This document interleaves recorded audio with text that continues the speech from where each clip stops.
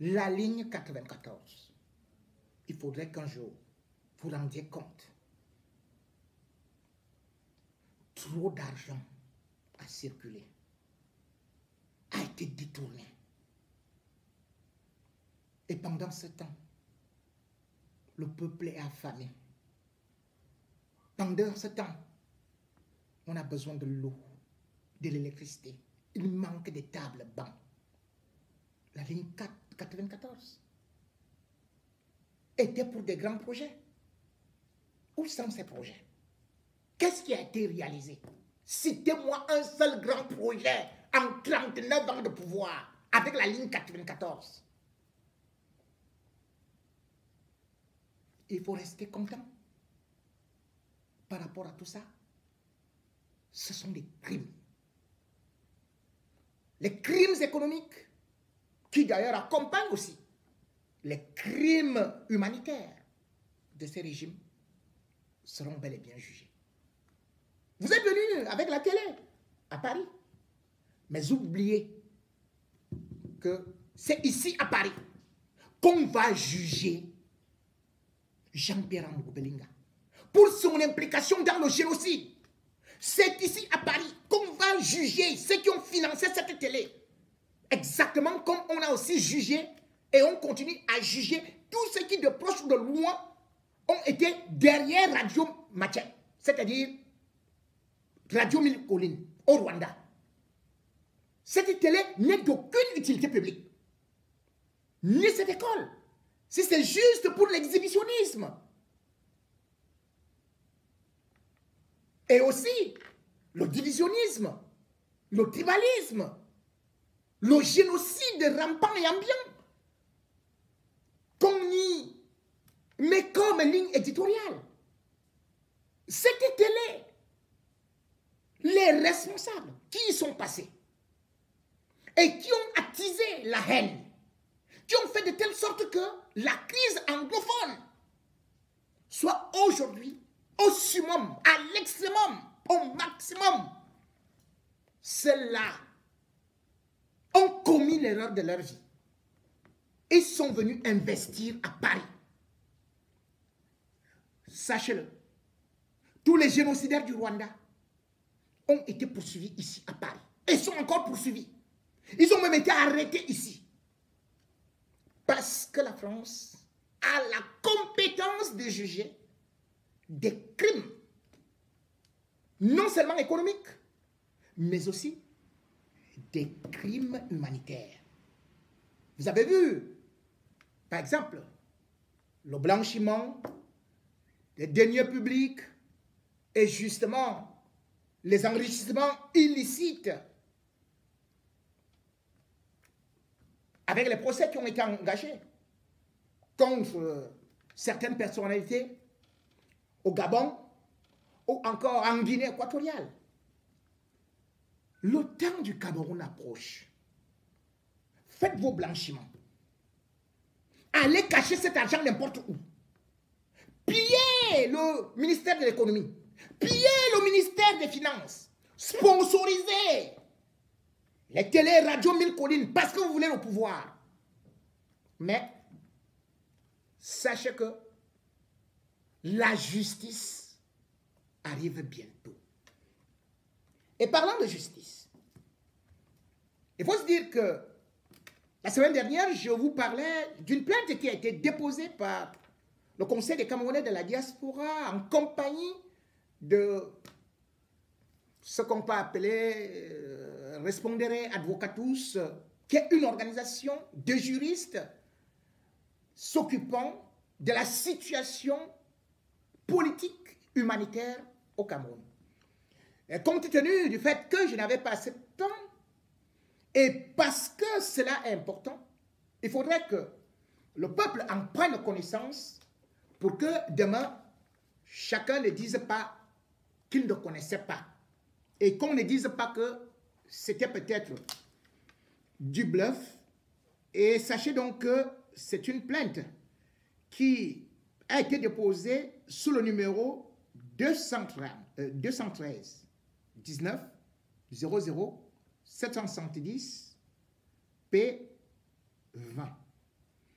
Et cette plainte a été déposée auprès de monsieur le procureur de la République, près le tribunal judiciaire de Paris, pour torture et autres traitements inhumains et dégradants. Cette plainte, comme je le disais, a donc été déposée par, bien sûr, le CCD et Respondere Advocatus. Faudrait-il que je puisse vous lire les multiples choses qu'on reproche au Cameroun, ok, ou à certains responsables?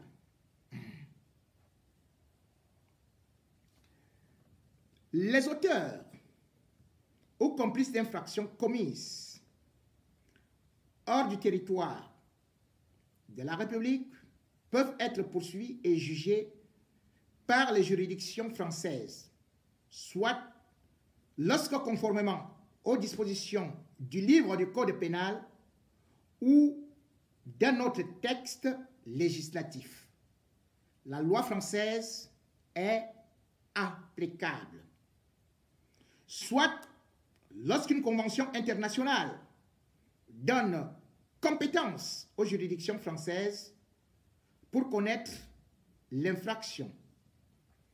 L'article 689, alinéa 1, limite cette compétence aux infractions prévues par certaines conventions internationales énumérées aux articles 689.2 à 689.9.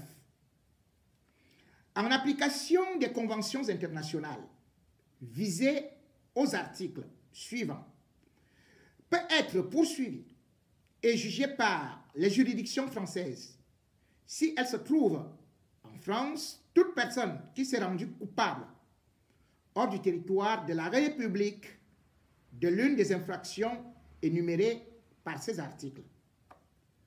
L'article 1 de la Convention de New York contre la torture stipule 1.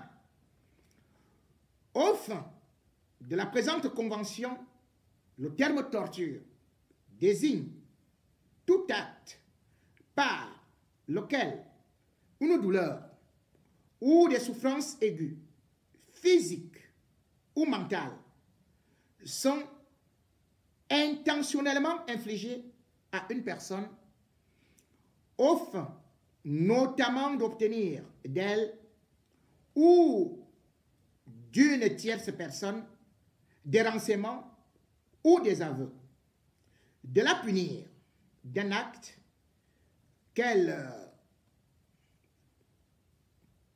ou une tierce personne a commis ou est soupçonnée d'avoir commis, ou de faire pression sur elle, ou d'intimider, ou de faire pression sur une tierce personne, ou pour tout autre motif fondé sur une forme de discrimination. Cet article est sans préjudice de tout instrument international ou de toute nationalité qui contient ou peut contenir des dispositions de portée plus large. L'article 2 de la dite convention précise 1. Tout État partie prend des mesures législatives, administratives, judiciaires et autres mesures efficaces pour empêcher que des actes de torture dans tout territoire sous sa juridiction, aucune circonstance exceptionnelle, quelle que soit, qu'il s'agisse de guerre, de menaces de guerre, d'instabilité politique intérieure ou tout autre état d'exception ne peut être invoqué pour justifier la torture. J'espère que Bangui suit bien. L'article 5 du même texte stipule « Tout État partie prend les mesures nécessaires pour établir la compétence aux fins de connaître des infractions visées à l'article 4 dans les cas suivants.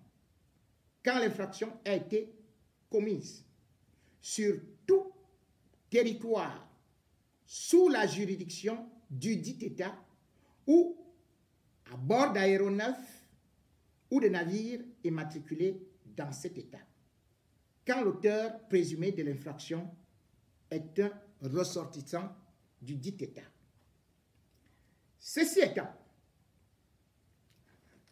c'était une introduction pour vous dire pourquoi est-ce que cette plainte a donc été déposée et contre qui elle a été déposée. Et bien sûr, beaucoup de personnalités du Cameroun sont impliquées et devraient donc, dans les prochains jours, répondre de leurs actes.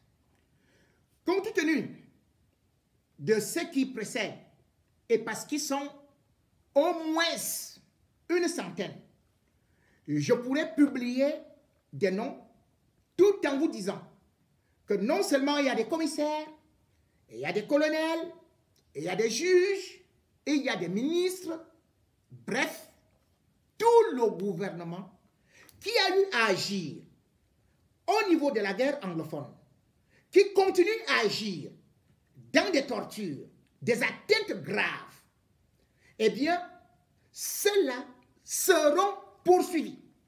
La plainte ayant été déposée, ne croyez pas un seul instant qu'aujourd'hui c'est encore une blague. Parce que Respondere Advocatus a eu à s'entourer des juges de notoriété internationale.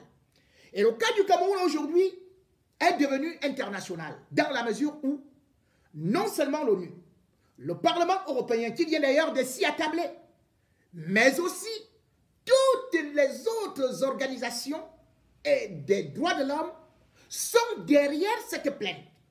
Cette plainte a été déposée et parce que des personnalités camerounaises jusqu'à présent jouissent d'une liberté et que la justice camerounaise n'est pas indépendante, eh bien, on a donc décidé d'agir au niveau de l'international.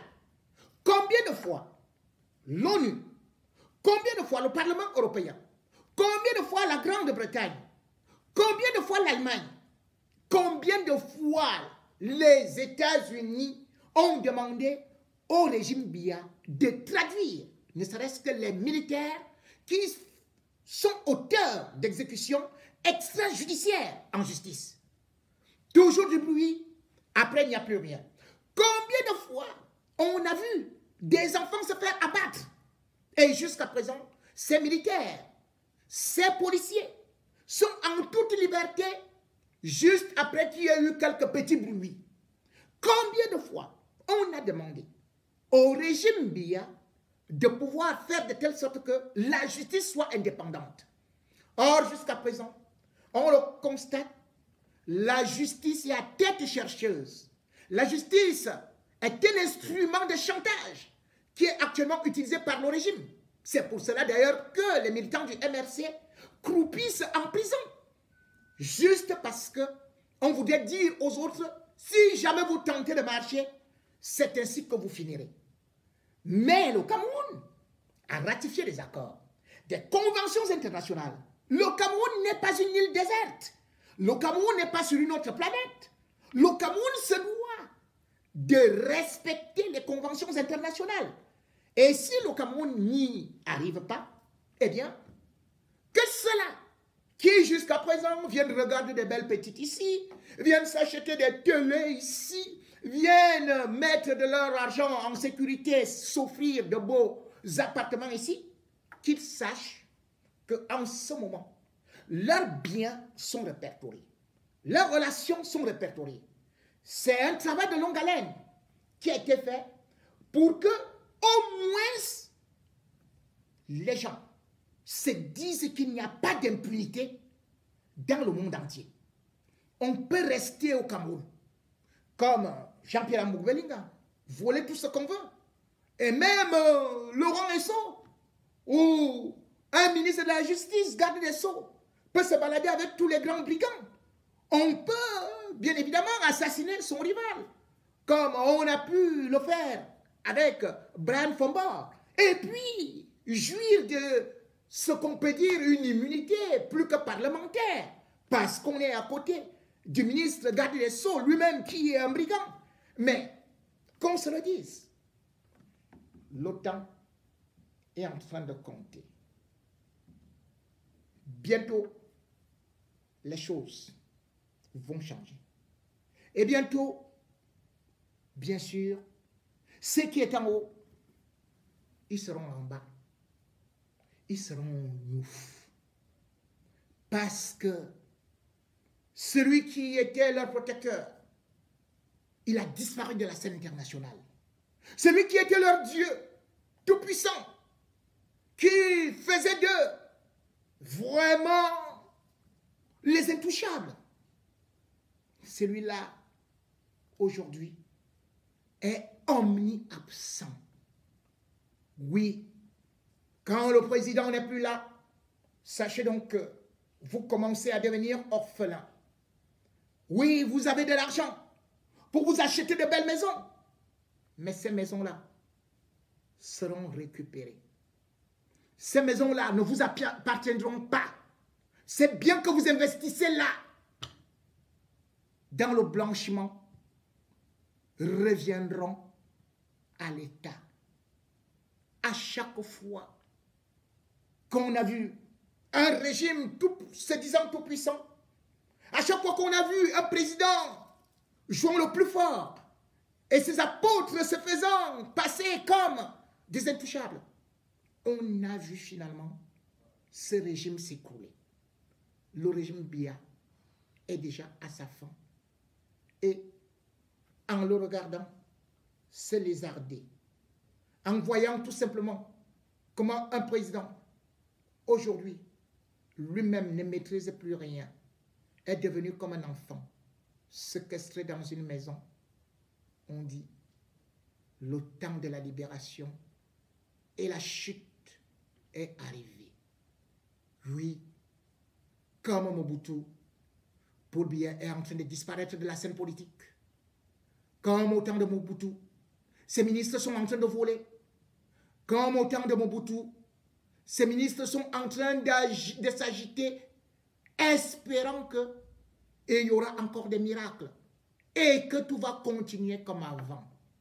Non, le président Biya est à sa fin et il y a des signes qui ne trompent pas. Et quand on parle de la fin, quand on parle de la chute, ce n'est pas parce que nous faisons de la sorcellerie, c'est parce qu'on voit ce qui est en train de se passer.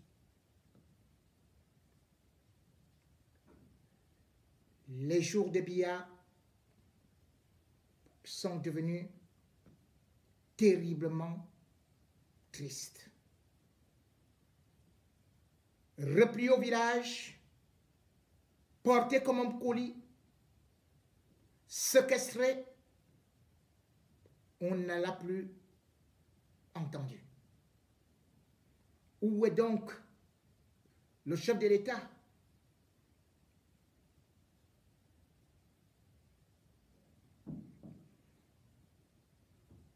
On murmure, on susurre, mais la réalité est que Biya se porte très mal et son empire est en train de s'écrouler.